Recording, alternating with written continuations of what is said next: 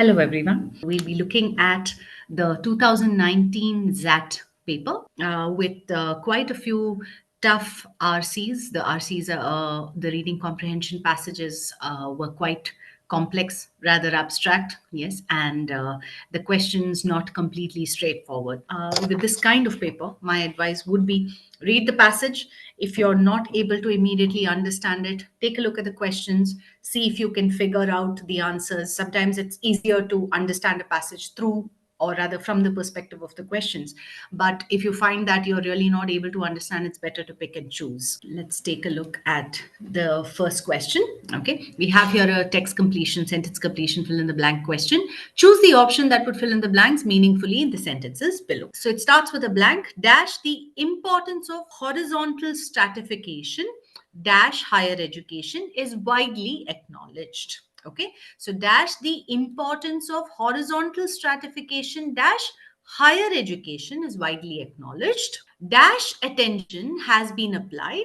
Okay, dash attention has been applied to horizontal stratification dash compulsory schooling. We have here two maybe references to two different types of schooling, right? So that seems to be the indication: higher education and compulsory schooling. All right, and the importance of horizontal stratification dash higher education, okay, is widely acknowledged.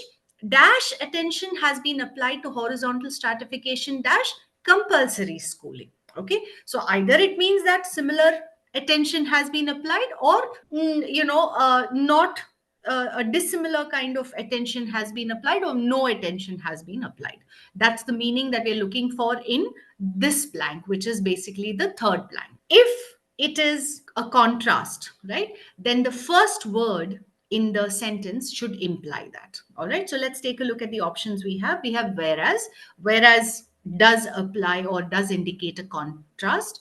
While is also a word that indicates a contrast or a contradiction. While can be used to convey that two actions are happening simultaneously, but most of the time in sentence completion questions you find that it is used to indicate a contrast or a contradiction. Okay, so while applies, so we have 1, 2, 3, 4, all the options.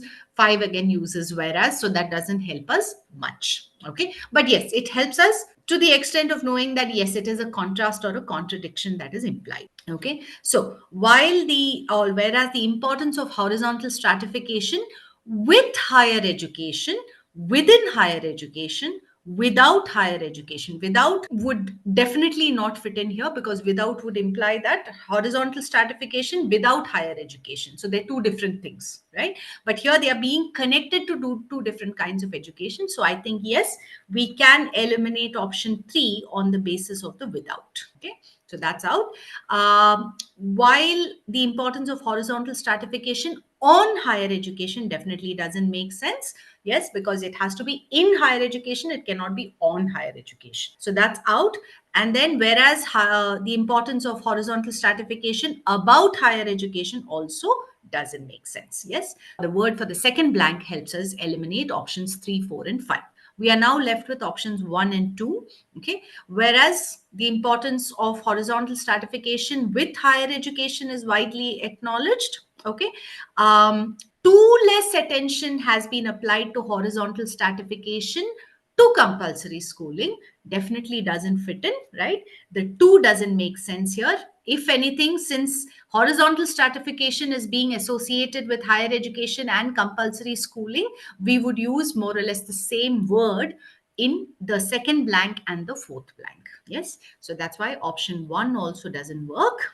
Yeah, option 2 is the best choice here, right? So what do we get? While the importance of horizontal stratification within, right? So in higher education, within higher education makes sense.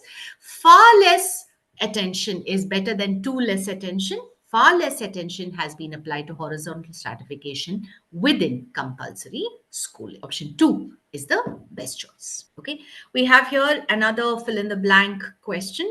It's a paragraph, right? And the options are given a little differently. You have a list of words and then you have combinations. You choose the most appropriate combination to fit into the blanks. Yes, so let's see what we have. In 1942, the French writer Albert Camus composed an essay, The Myth of Sisyphus. It draws on. It draws on as in the story, the tale, yes, or the essay draws on the Greek fable of a man condemned to roll a rock up a mountain only to have it roll back under its own weight. So that is the myth of Sisyphus, the story of Sisyphus, a dash that lasts for eternity. Okay, so it's a story of a man who's condemned, right? Who's cursed to roll a rock up a mountain only to have it roll back down under its own weight. Yes. Now that is a situation that lasts for eternity, right? So if we were to fill it in with a shadow word, situation would be a good word, but we'll see what we get. Camus argues that this image dash the human condition in a world where we can no longer make sense of events, but instead of committing suicide, we should dash ourselves to this elusive feeling of absurdity and bear it. Here we get a clue again, and bear it as best we can. In this sense, Sisyphus is the ideal hero. Okay, so we definitely get a clue to the third blank from here, because Camus argues that we should bear it, which means we should dash ourselves to this elusive feeling of absurdity. Could be something along the lines of we should accustom ourselves, we should accept, right? Accept this elusive feeling of absurdity. Accept will not fit in there, but basically the idea of acceptance in the third blank. Okay, so what about the second blank? Camus argues that this image dash the human condition in a world, okay, where we can no longer make sense of the events. Okay, so this image, what would this image do to human condition? It would show, it would represent. Yes, these are the words we are looking for. All right. So for the first one, a situation. So we have surrender, a choice. It's not a choice. He's been condemned. Symbolizes quandary. Okay. Quandary is a good word for the first blank because it says, what does quandary mean? A quandary is a state of a difficult situation. Attune doesn't fit in because it's a verb. Option, again, it's not an option that lasts for eternity. Reconcile depicts. None of these fit in. So quandary is a good word. So we have option 4 for the first blank, but that doesn't help us much because it only helps us eliminate options 2 and 4. Okay, we're still left with 3 options. Let's look at the second blank. Camus argues that this image, we were looking for a word that means shows or represents. So again, when you look at it, you see the word symbolize. Symbolize is a good word for the second blank. This image symbolizes, again, none of the other words would fit in there. Okay, so we have 4 and 3. So that actually gives us our answer also. So the correct answer would be option 5. Yes, because for the third blank, but instead of committing suicide, remember what I said, we should accept the situation, we should accustom ourselves to the situation. So the word reconcile, which means to accept something difficult, yes, or accept something unpleasant. So these 3 words would be the best choice. Let's see what the instructions say here. Study the first sentence and then identify from among the options given the closest antonym of the highlighted word.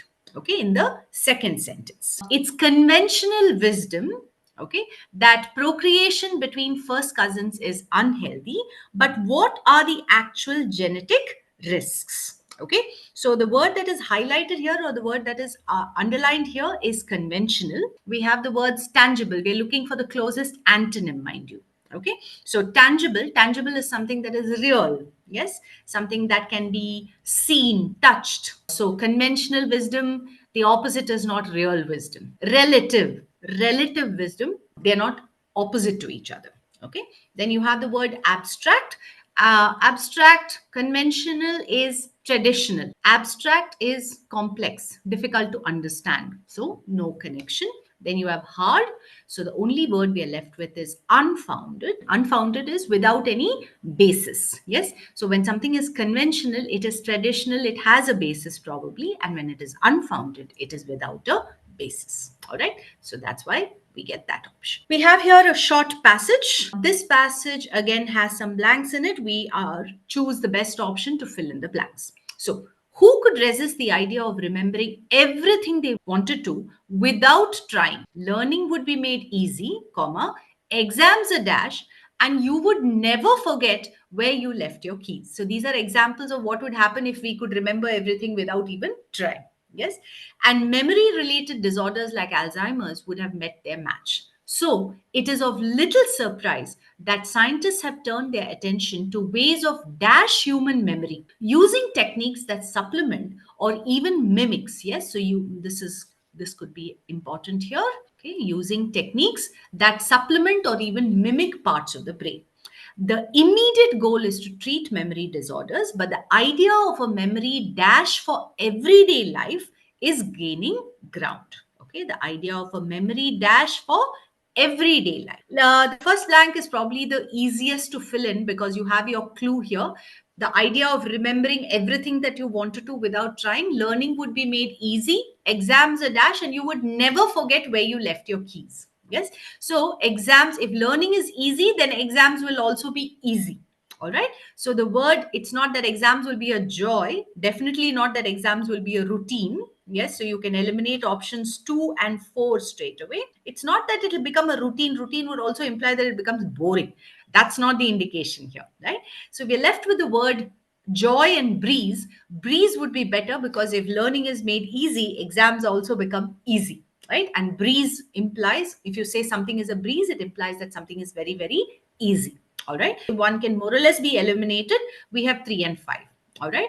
And memory related disorders like Alzheimer's would have met their match. So it is of little surprise that scientists have turned their attention to ways of enhancing memory, exploring memory, augmenting memory. Okay, so here we can eliminate option 5 because it's not just exploring human memory. It is obviously, using techniques that supplement or mimic parts of the brain. So obviously they're enhancing, increasing human memory. Okay, augmenting also works that way because augmenting means increasing. Okay, and then let's look at the next one, using techniques that awaken, supplement, or even mimic part of the brain, or stimulate, supplement, or even mimic parts of the brain. So, definitely between awakening and stimulating is the better option. Yes.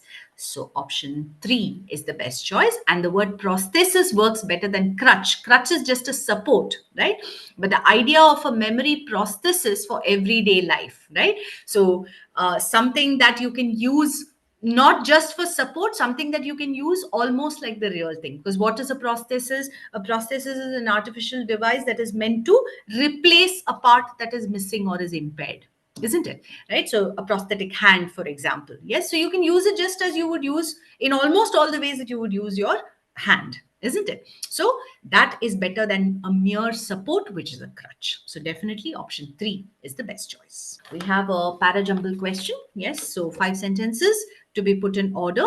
The first sentence starts with they, so that can't be your starting sentence. The second one starts with in many Neolithic sites. So that seems like a good introductory sentence. In many Neolithic sites near the Adriatic Sea, researchers unearthed, right? It seems to be introducing the topic. But let's see. Fresh milk couldn't be kept for long without going bad.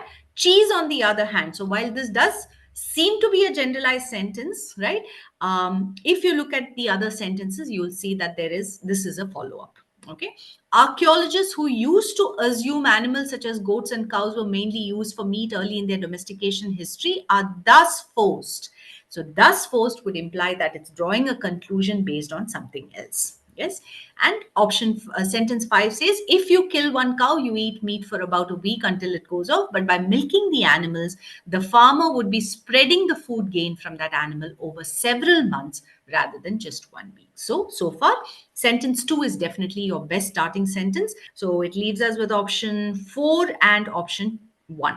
Okay, so what would follow this in both the sentences? Sentence 1 follows sentence 2. So in this thing, researchers unearthed cone-shaped clay vessels known as Rita or Rita. Yes, they subjected the residues from shards of the Rita. Right, so that makes a good connection. Yes, what will this be followed by? It will be followed by sentence, because this says to identify their structure and isotopic composition and found that the vessels were used to store cheese. Okay, so that sentence 3 gives the reason for that. Yes, so that is what sentence 3 is. Therefore, 1 is followed by 3. Right, so we get option 4 Okay, sentence 3 is followed by sentence 5, which further elaborates it by saying if you kill one cow, you could eat meat for about a week, but by milking the animals, it could be for months at a time, right? And the last sentence will be sentence 4, which says that they are thus forced to admit. So there's a conclusion drop. We have another parajumble or ordering of sentences type of question. Yes, so let's see what we get here. An in-depth exploration of the Indian case and case studies, right? So it says the Indian case and case studies. Okay, so maybe a reference to something that is already mentioned. Sentence 2 says, even as spectrum management regimes are moving from a and control regime to a flexible use regime, new technological developments are suggesting that there are significant opportunities in managing large swaths of spectrum as a common property resource in addition to flexible use. Political legacies and market realities in different regimes. Okay, so this would definitely not be the starting sentence, sentence 3. Sentence 4 says, on the other hand, so not a starting sentence. And sentence 5 again says, the demand for spectrum has never been so acute as today's communication services. Yes. So we start the sequence with sentence 2. Basically, we are left with only one option because there's only one option that starts with sentence 2. Okay. So 2 is followed by 5 because 2 introduces spectrum, right? Spectrum management regimes. Yes. Sentence 5 says the demand for spectrum has never been so acute as today's communication services extend beyond simple voice to complex data and video, augmented by evolving technologies such as this. Okay. Followed by sentence 4, which says, on the other hand, supply of spectrum is restricted due to competing nature of uses and vested interests of incumbent holders. Followed by sentence 3, which says political legacies and market realities pose unique challenges for spectrum managers, etc., etc. And then sentence 1, which sums it. All right, so option 5 is the best choice. We have here a poem. It is not a very difficult poem, right? So if you like poetry, if you enjoy it, it is probably something that can be done. It is and if you focus on keywords, then again the questions can definitely be answered. All right, so it says black lake, black boat, two black cut paper people, where do the black trees go that drink there? Black generally signifies either despair, sorrow, right? Or it could even signify death, right? Because generally at the funerals, it is black that is worn, right? So that is one thing. But here we have a line in between that says, a little light is filtering from the water flowers. Their leaves do not wish us to hurry. Okay. And then there is another, it goes back to dark advice. The spirit of blackness is in us, it is in the fishes. A snag is lifting a valedictory. So this could be again an indication that it is talking about death, because valedictory is farewell, right? So the end, right? So that's the thing. But we have here again a line that says stars opening among the lilies. Okay, so stars opening among the lilies. So the lilies are in the water. Maybe the idea is that there are gaps and the stars shine through in the water. Yes, so a little light and stars opening both seem to indicate that there is hope there, right? There is some light that is coming through the darkness. All right, so let's see.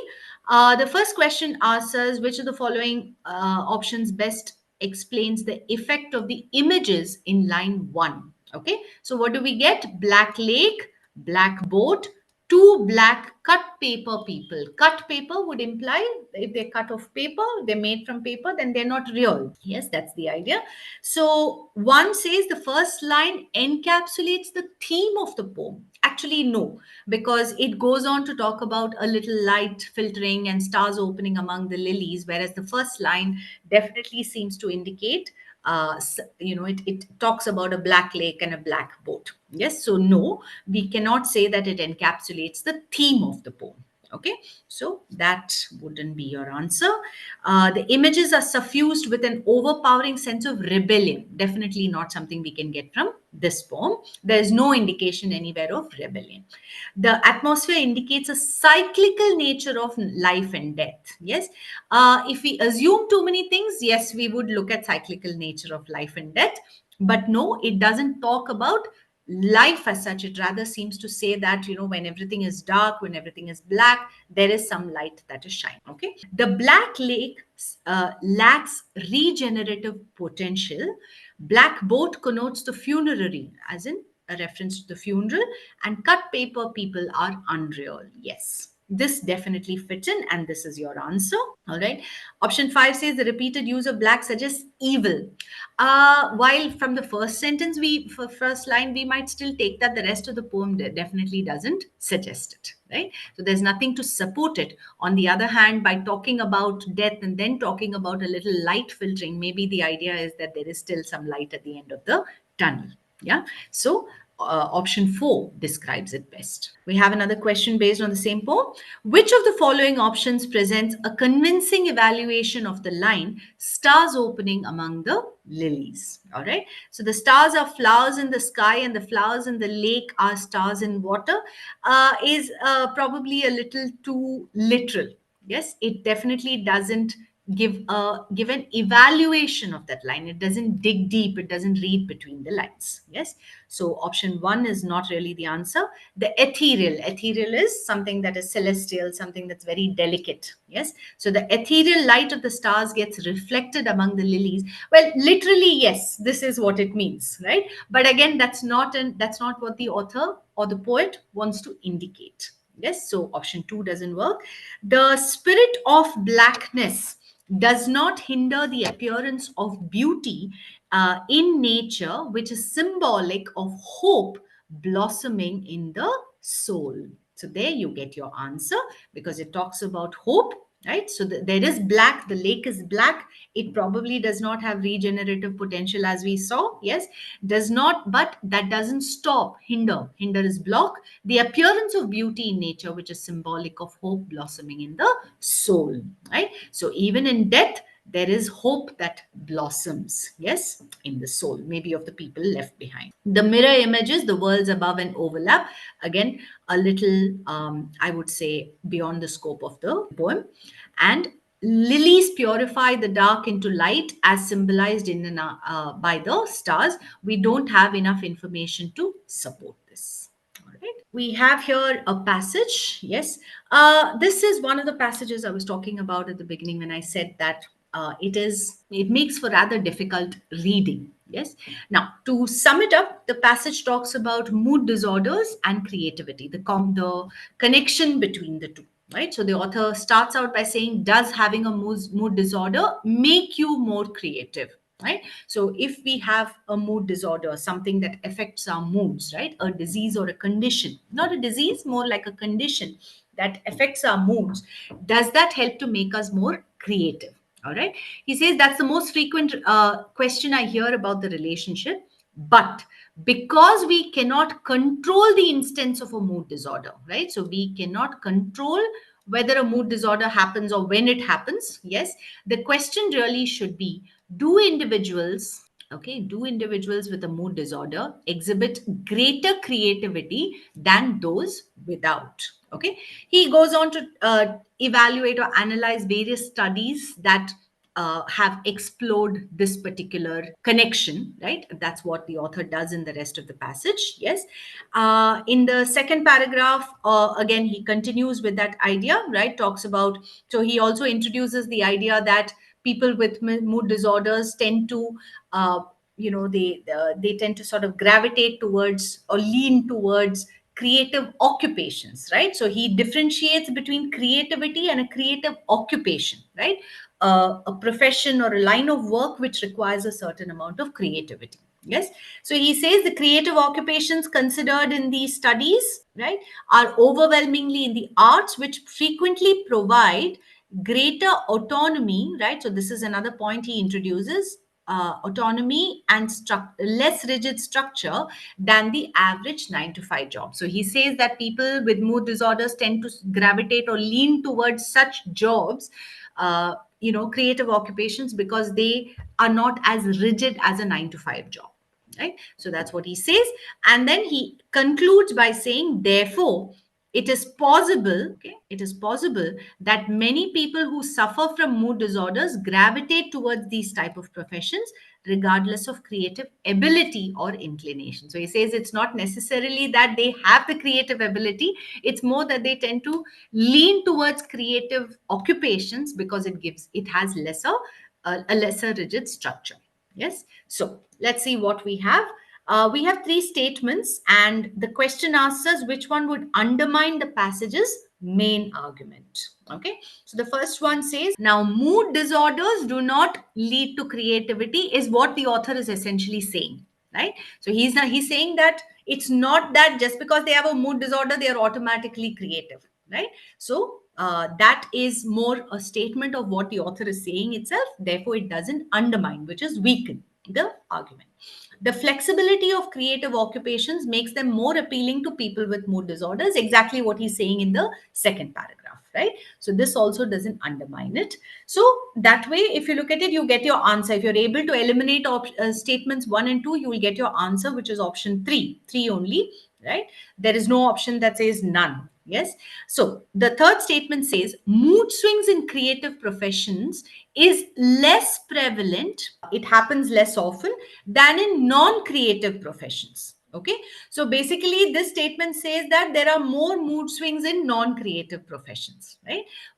So this would undermine the author's argument because the author talks about creative occupations. So if mood swings are less prevalent in creative this thing, they are more prevalent in non-creative professions, then it would undermine the author's argument that they tend towards the creative occupations because they have moods, yes, or mood disorders. So option 3 is the best choice. Okay. All of the following can be inferred from the passage except. So all of them can be inferred except. So there's one that cannot be inferred from this particular passage.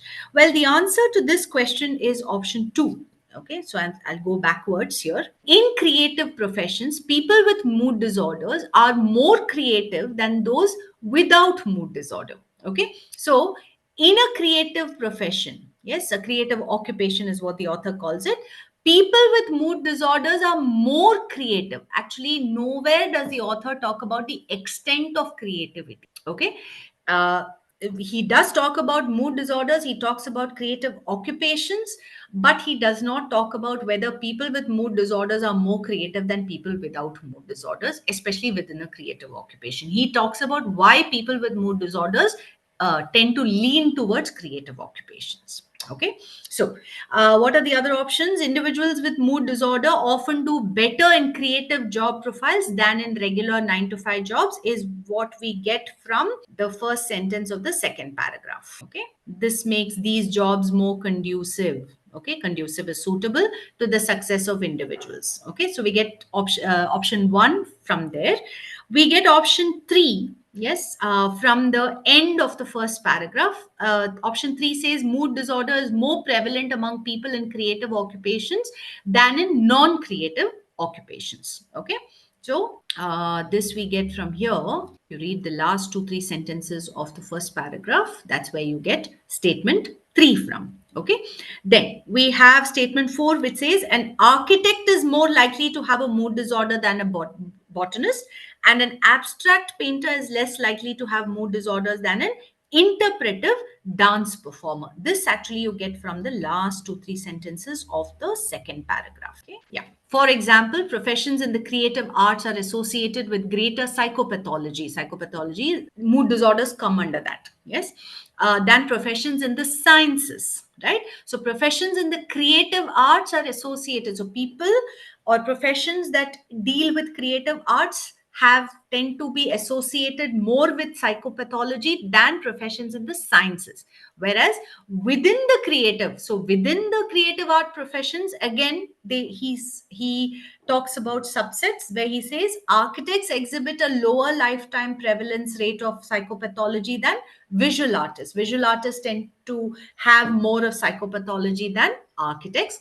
And within the arts, so within that, further he goes into a further subset where he says within the visual art you have the abstract artists and the expressive artists. So abstract artists have lesser prevalence of psychopathology than expressive artists, right?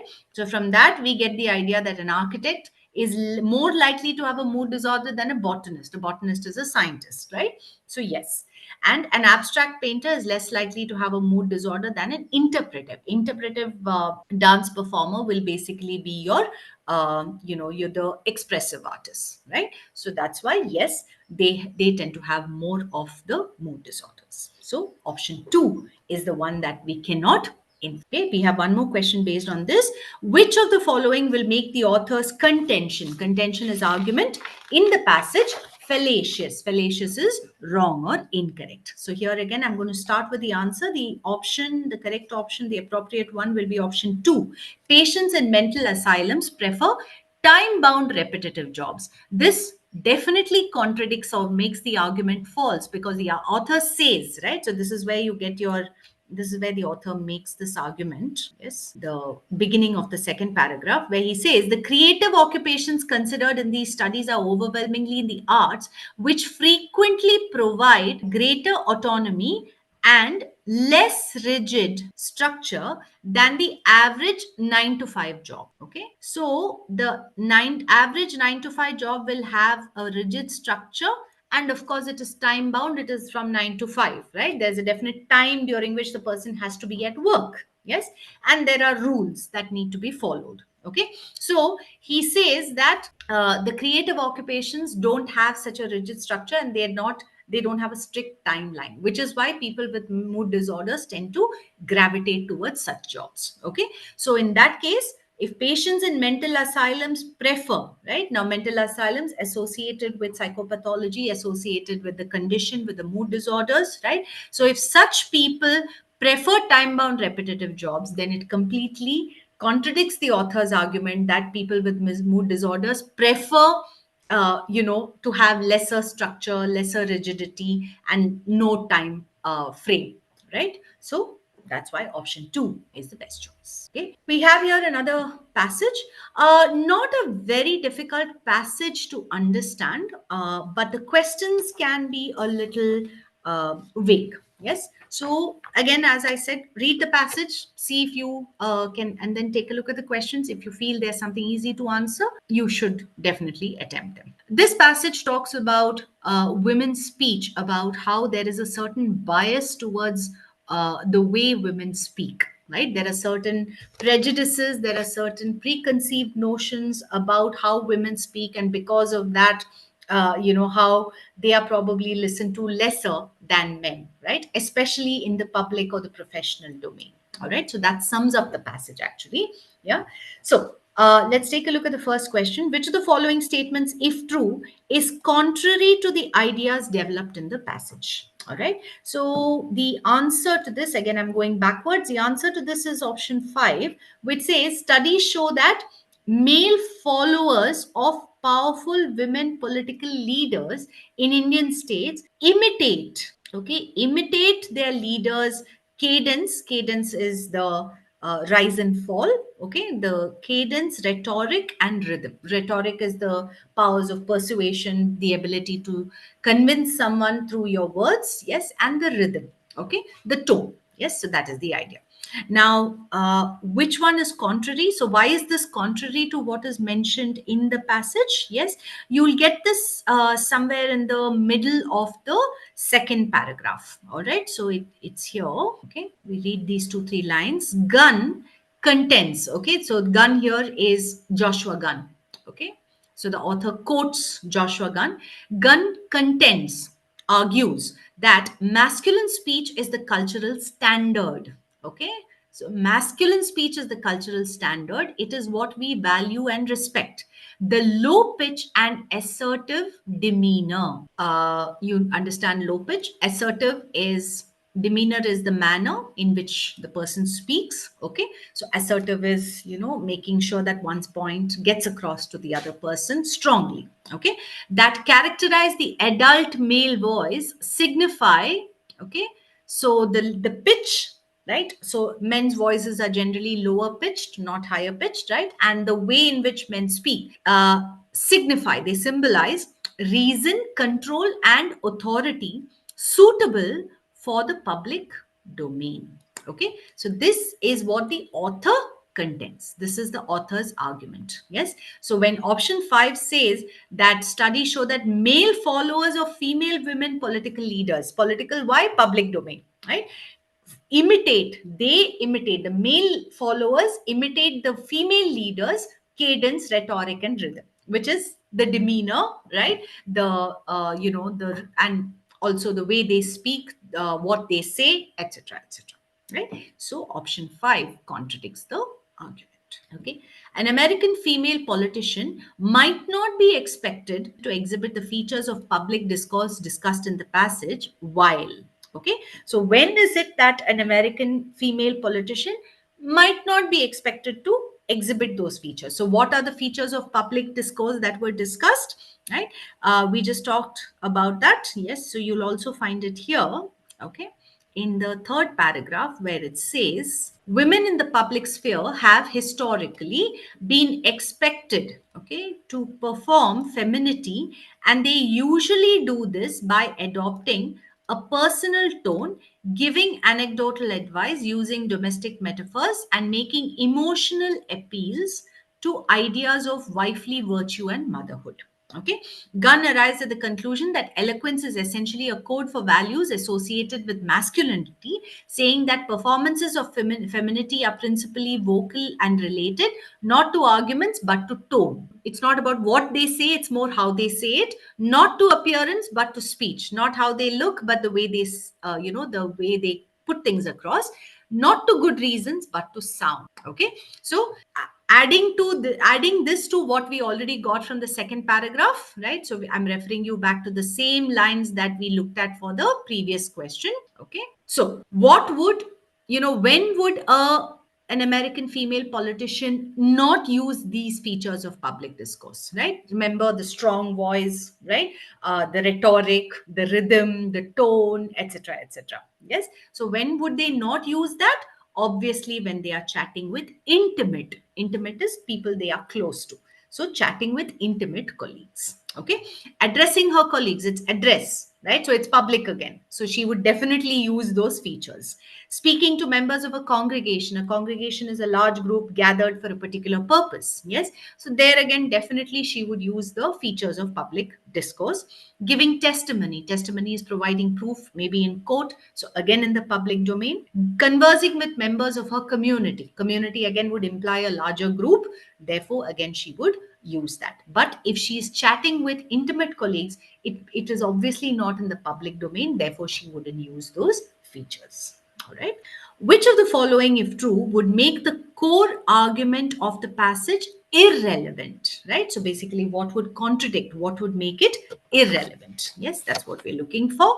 The answer to this question is option 5, okay, which says today, okay, sharing of emotions and elaborations is more important than sharing information and being brief. So please look at the contrast there. All right, sharing of emotions, right, as opposed to sharing of information.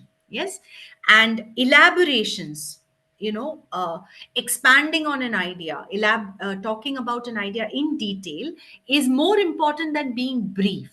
Yes, so here essentially it is the difference. All right, we're looking at what would make the core argument of the passage irrelevant. The passage talks about how male dominated, or rather the way men speak, yes, the way males speak is definitely considered the norm, right? So it might be in tone, it might be the words, it might be the way they the assertive demeanor, the appearance that they have, right? And if you look at the last 2 3 lines of the second paragraph, it says in Western cultures this is bad because it comes across as uncontrolled.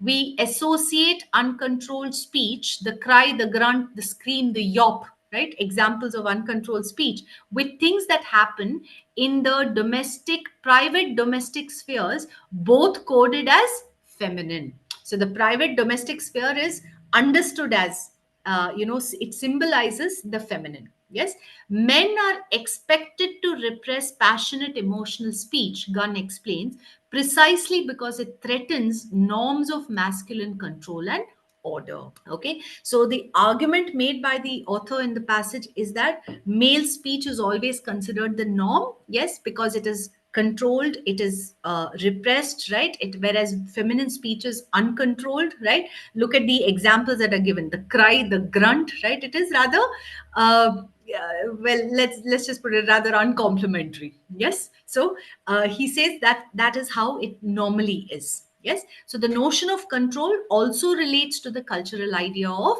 eloquence. Okay. So he goes on to talk about that. So in that case, if sharing of emotions and elaborations, talking in, explaining something in detail is considered more important, right, than sharing information and being brief, it completely goes against the author's argument that the male version of speech is what is considered the norm. All right. So option 5 is the best choice.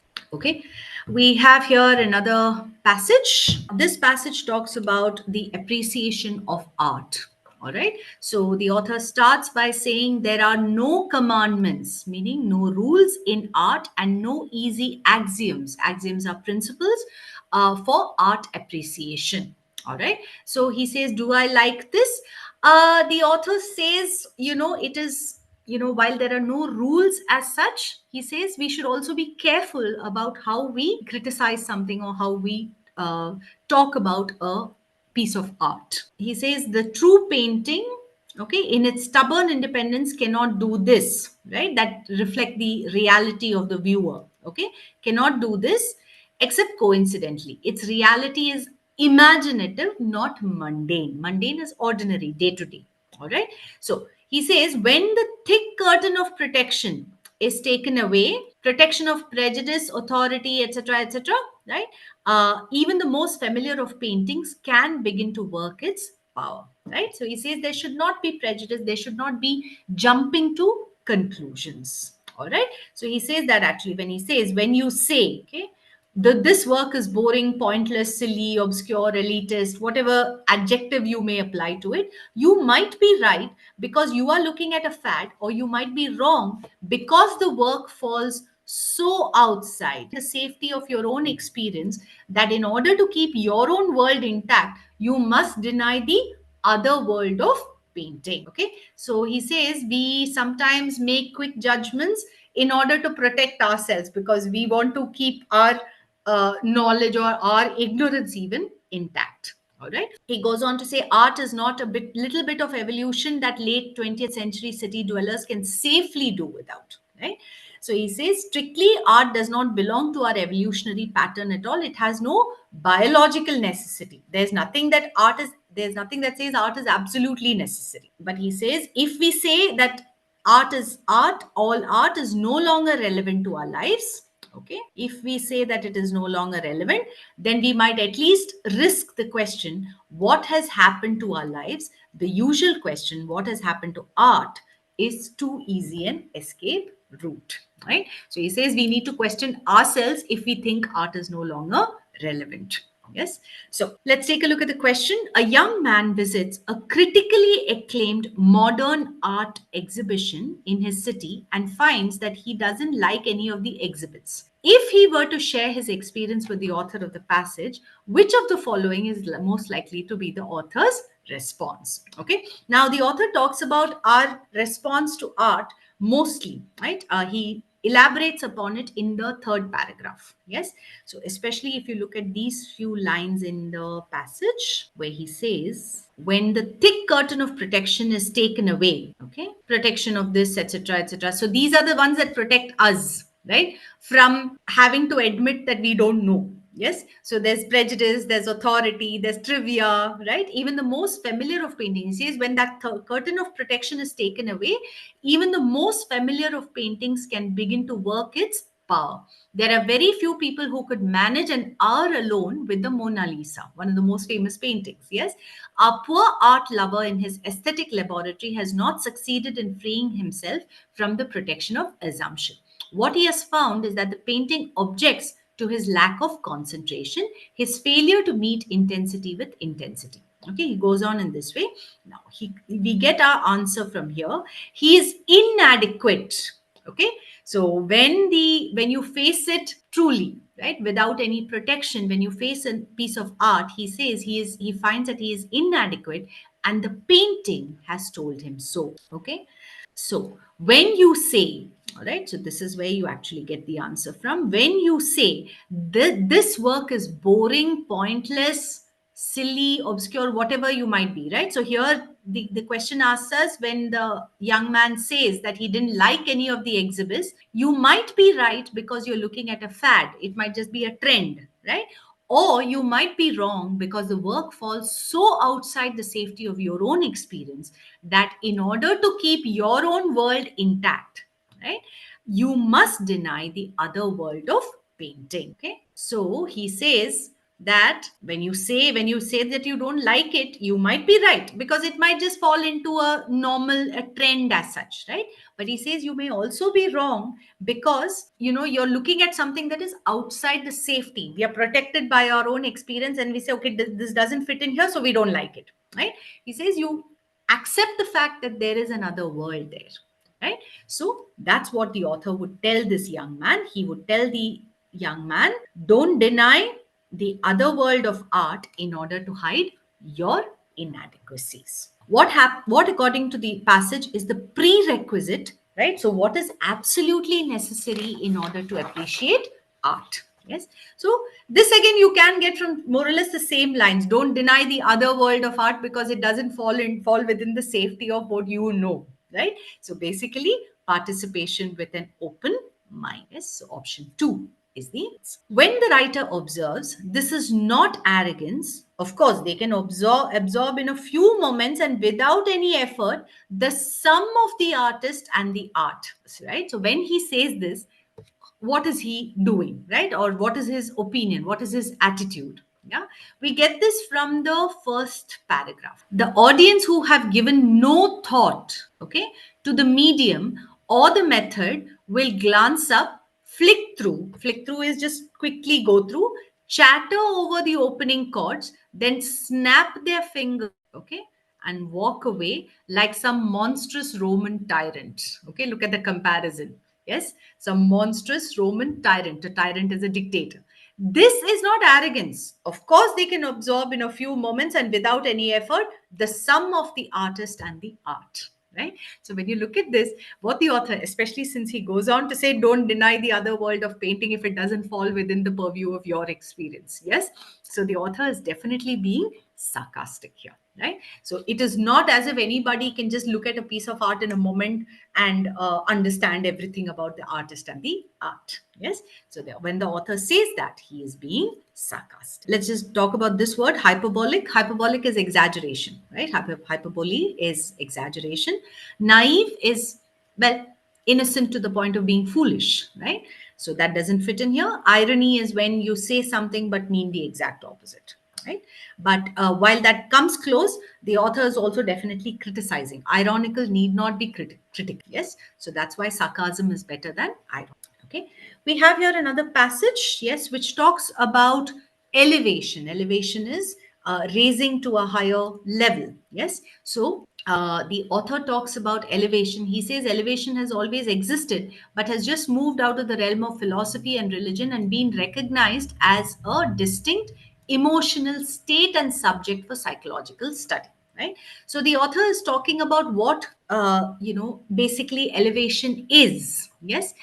He also compares it with, or rather he talks about the levels that we can have, right, where we start with disgust actually, which is the absolute bottom, and then we climb from there, right? So there are various states, yes, of emotion that he talks about. Yes. So this passage is essentially talks about how or what elevation is and how we can recognize it. Yeah. So which of the options below is false according to the passage? Yes. So I'm working backwards from here. Option 3 is the answer. All right. Reactions to extraordinary stimuli inevitably purge us. Purges, remove. Yes.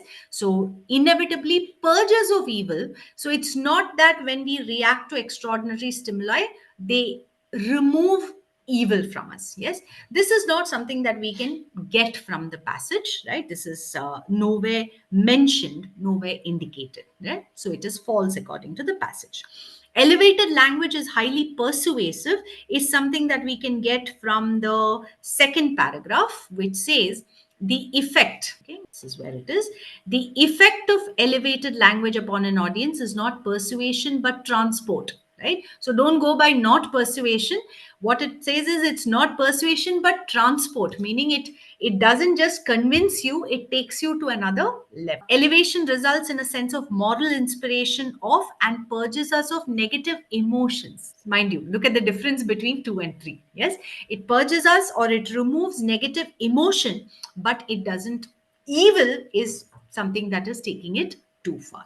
Yes, so that's why we don't take, that's why option 3 we do not get, but option 2 we definitely get, again from the second paragraph itself, which says but uplifting rhetoric.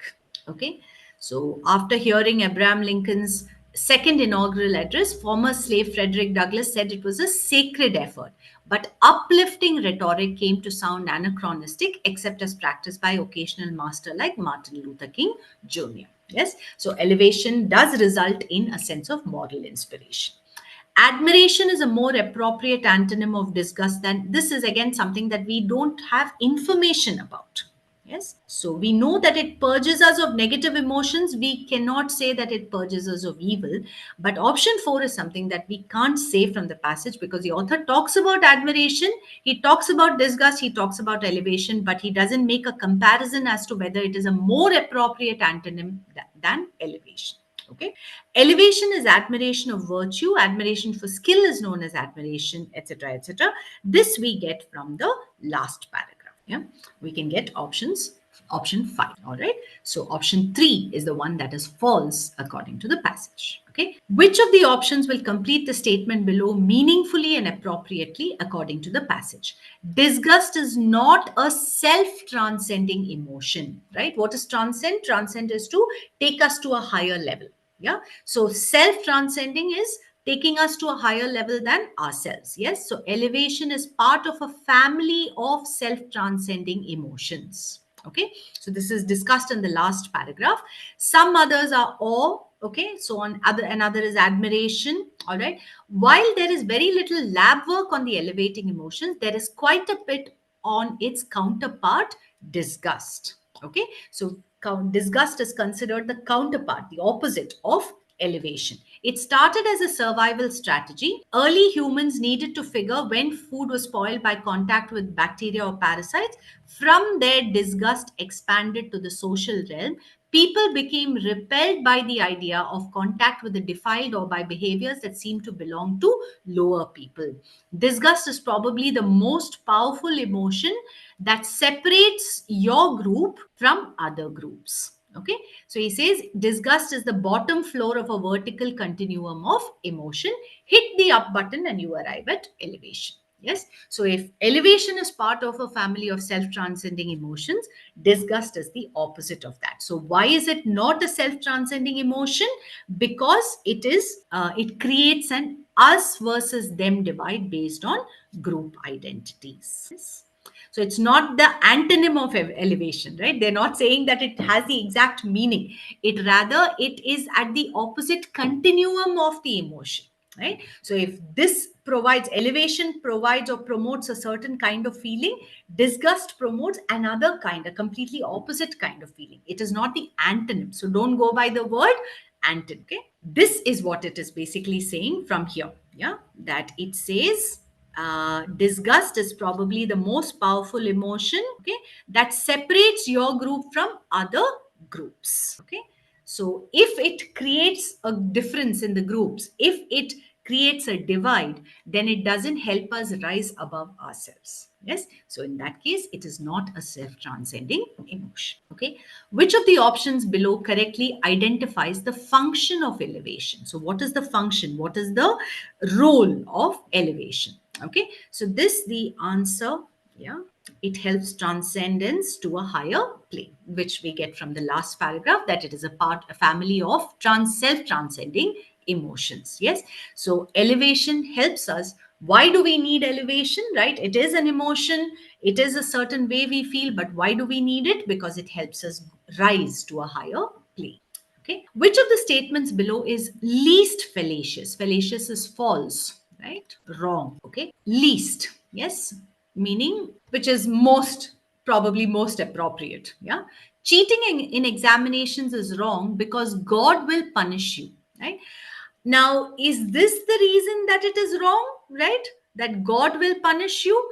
Actually, it depends because different people think of it in different ways, right? Some people might think cheating in examinations is wrong because it hurts somebody else, right? It might affect somebody else's results. Yes. So it is a fake result as such. So there can be an argument about that.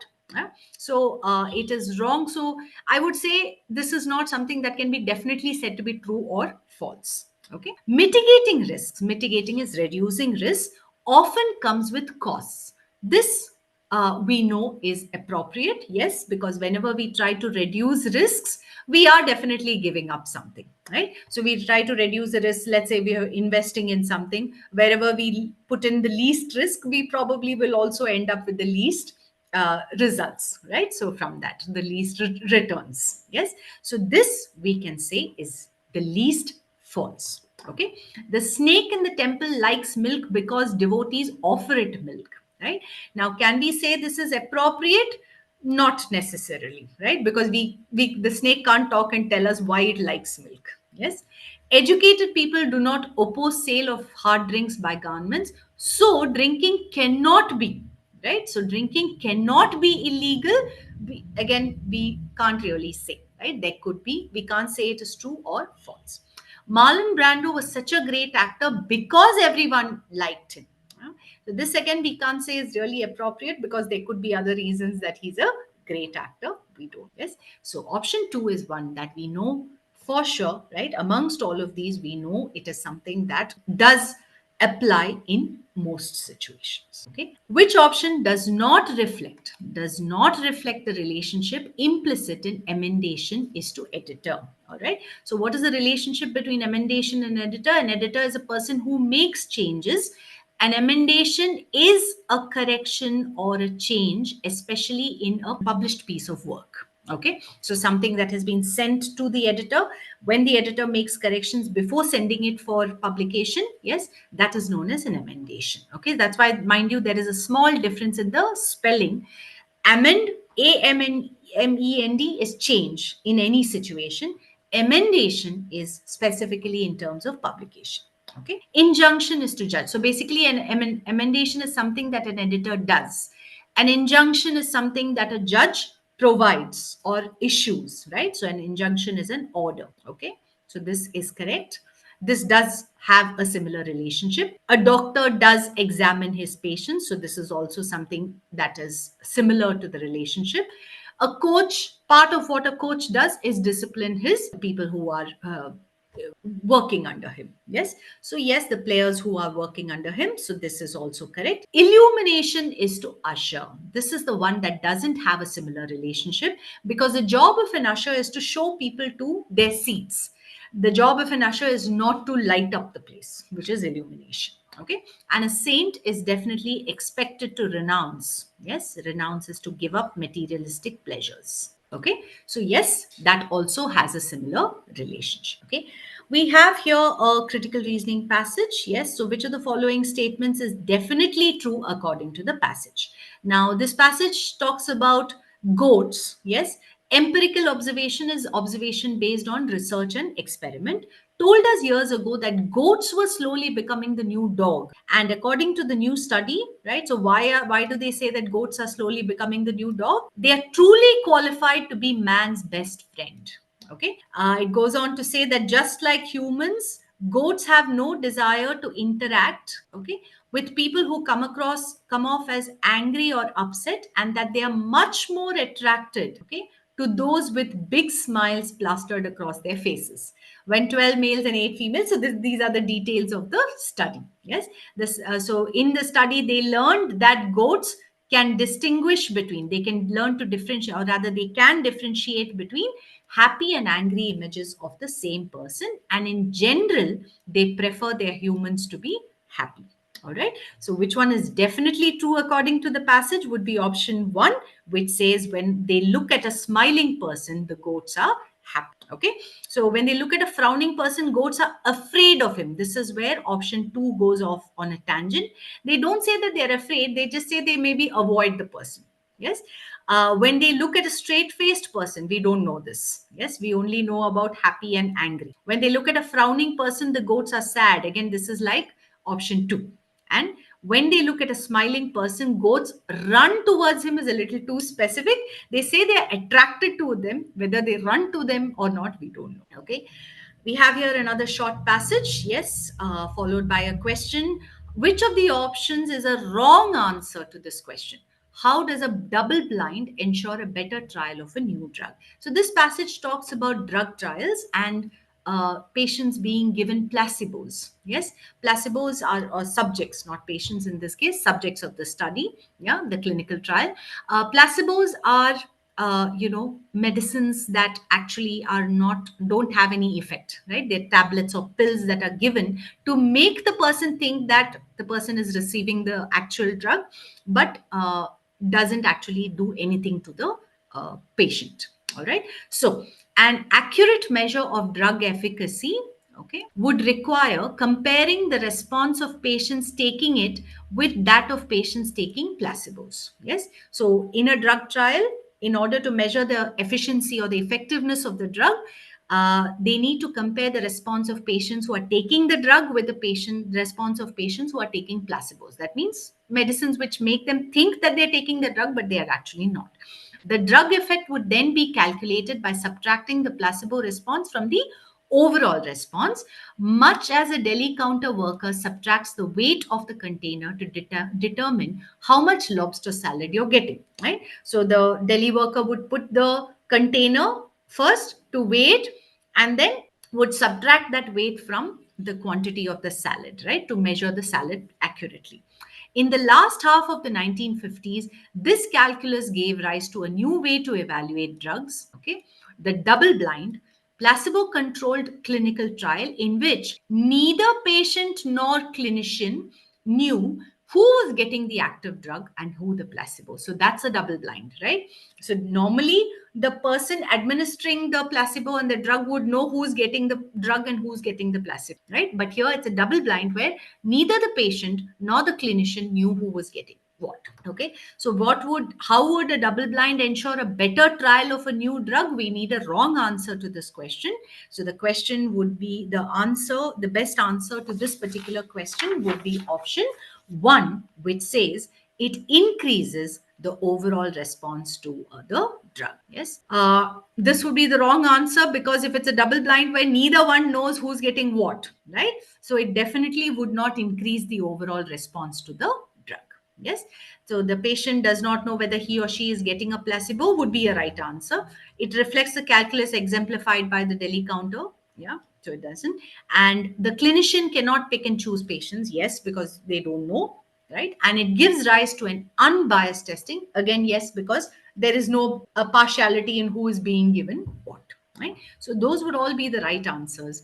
It doesn't increase the overall response because they don't know who's getting what. Yeah. Passage 25. Yes, this question, we have a passage here. And the question says, which of the following statements provides the most plausible explanation of the predator's behavior? Plausible is the most likely. Yeah. So this passage talks about alligators, which are actually freshwater reptiles, but yeah, there's a however here that people have come face to face with them in mud in a salt marsh in Georgia. Okay. Now, the author says finding alligators in the salt marsh is not a mystery or a miracle. Okay.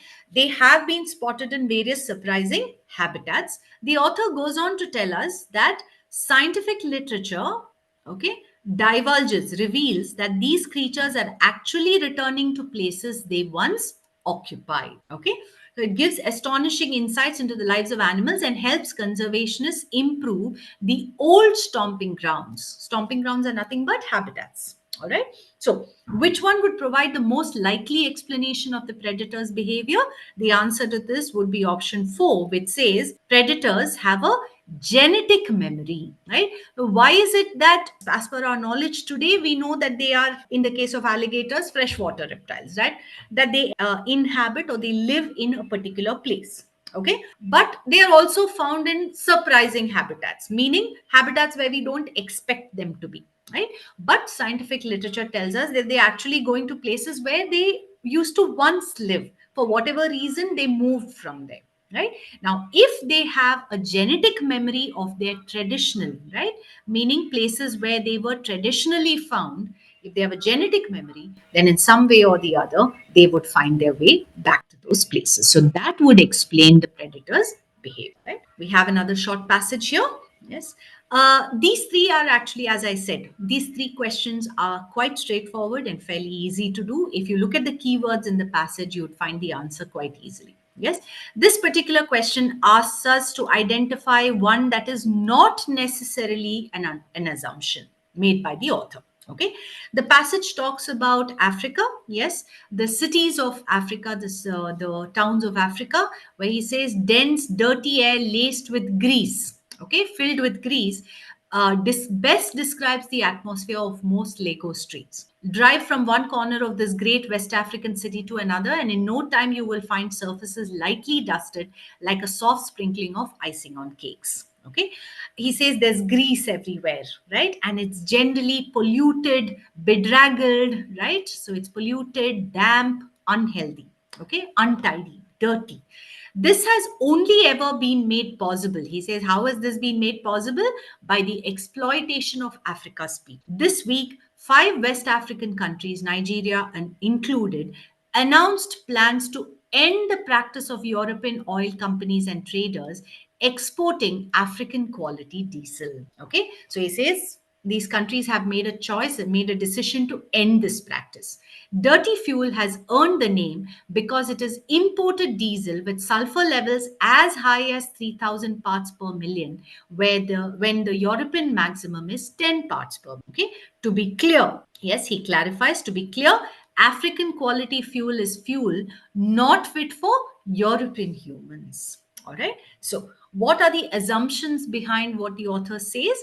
European oil companies dump their fuel on African countries. Yes, we know that, right? Because we get this from these 2, 3 sentences that the author assumes this because he says dirty fuel has earned the name because it is imported diesel with sulfur levels as high as 3,000 parts per million, whereas when the European maximum is 10 parts per million.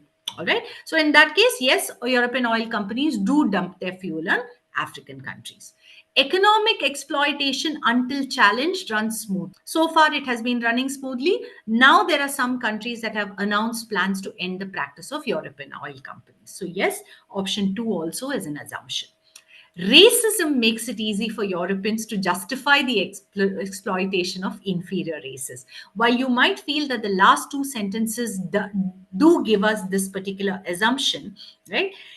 Justify is a word that takes it a little beyond the scope of this passage. Yes, we don't know whether they are justifying it, there's not enough information. All right. So, option 3 is the one that is not necessarily an underlying assumption. Yes. Typically, African cities today are not fit for human habitation. Yes, the first 2, 3 sentences do give us this assumption. All right. And African nations had accepted dirty fuel as the norm. Yes, until now, that was what prevailed. Now, there are some countries that have decided to end the practice. So, option 5 is also an assumption. Yes, option 3 goes a little beyond the scope of the argument.